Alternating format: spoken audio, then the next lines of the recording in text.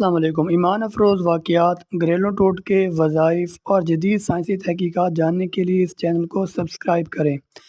حضرت امام حسن علیہ السلام سے ایک مرتبہ کسی شخص نے کچھ مانگا تو آپ علیہ السلام نے ارشاد فرمایا، 3 چیزوں کے سوا کسی سے کچھ مانگنا جائز نہیں: بہت زیادہ غربت، فقیر بنا دینے والی غربت، بہت زیادہ زمان۔ اس شخص نے عرض کی، میں ان میں سے ایک وجہ سے آیا ہوں۔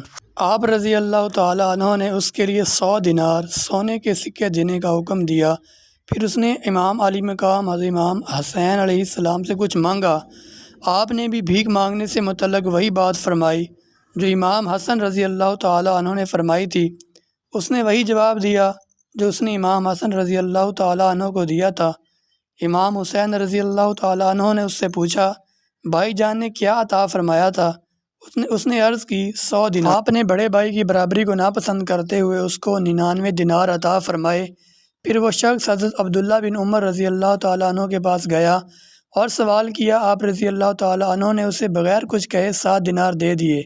اس نے امام حسن اور امام حسین رضی اللہ تعالیٰ عنہ کے پاس جانے اور ان کی عطا کا سارا واقعہ بیان کیا تو حضرت عبداللہ بن عمر رضی اللہ تعالیٰ عنہ نے فرمایا، تعجب ہے تجھ پر جو تو مجھے ان کی مثل بنا رہا ہے۔ وہ تو علم اور مال کے دریا ہیں، اللہ کی ان پر رحمت ہو اور ان کے صدقے ہماری مغفرت ہو۔ اخلاقی سبق: دیکھا آپ نے امام حسین علیہ السلام کس طرح اپنے بڑے بھائی امام حسن علیہ السلام کی تعظیم کرتے تھے۔ ہمیں بھی چاہیے کہ بڑے بھائی چھوٹے بھائی کی اور چھوٹے بھائی بڑے بھائی کا احترام کریں۔